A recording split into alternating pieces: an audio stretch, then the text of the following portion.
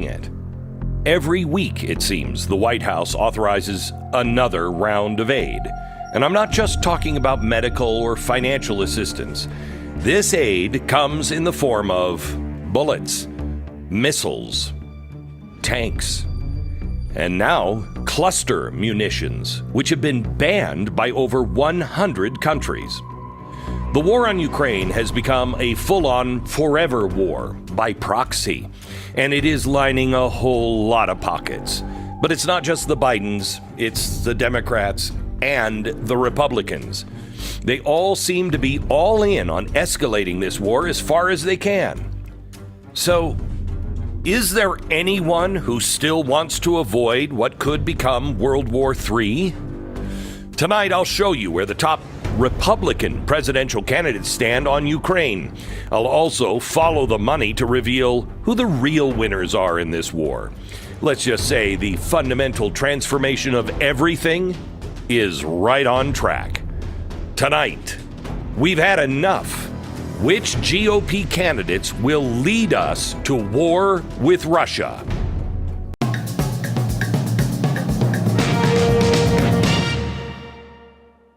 Well, hello, America. If you watched the Blaze Media Summit this past weekend, you witnessed something incredibly rare.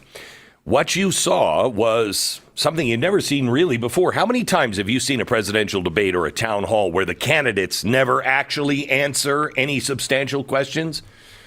Well, that's the way the campaigns and those who are running those campaigns love it. They design them to be that way. They filibuster, they delay, they weasel around, and then, oh, geez, I'm all out of time. That way, they can avoid any controversial questions. At the Blaze Summit on Blaze TV, it didn't happen that way. Tucker Carlson didn't allow it. Why? Because the controversial is exactly what you want to know about. You and I both have our lines in the sand right now. We have very specific concerns. And those are our litmus tests for those who we will vote for. For some, it's the border. For others, abortion, protecting our children from radical gender ideology, vaccine mandates, the weaponization of government. All of these issues are crucial. So why is it so hard to get a substantial comment on any of them? Why is it so hard to get a good answer on whether a forever war in Ukraine is what we should be engaging in? A potential third world war. I don't know. Call me old-fashioned, but I still think it's kind of a big deal.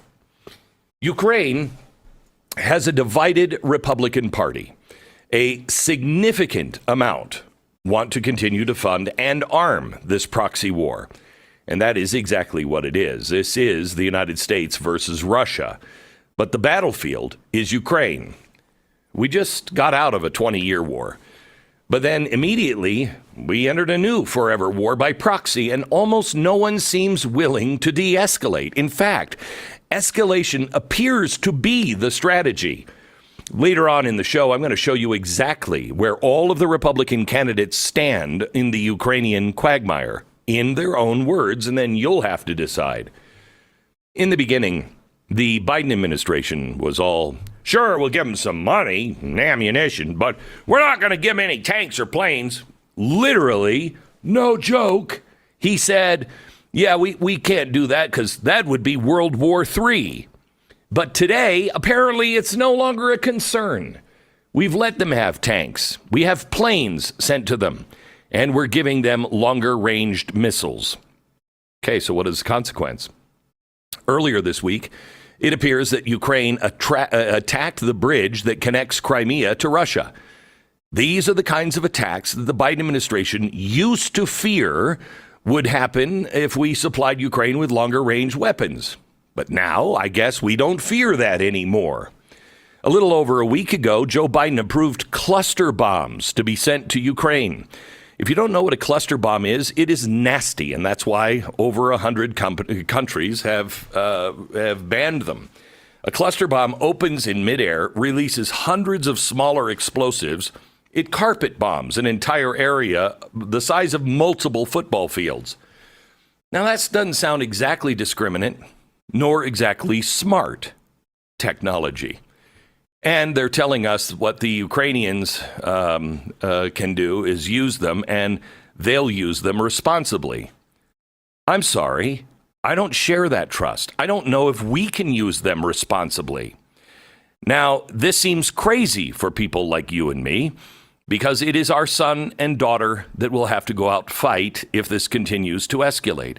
But let me be very, very, very clear. Cluster bombs, very bad idea. But war itself is a very bad idea. I refuse to send my son or my daughter into a war that I don't know who the good guy or the bad guy is, because all I can find is Vladimir Putin, bad guy. Ukraine, not the people, the government, bad guys. United States of America, not the people, the government, bad guys. Where's the good guy in this? I am not sending my son into a war where I cannot identify the good guys. The majority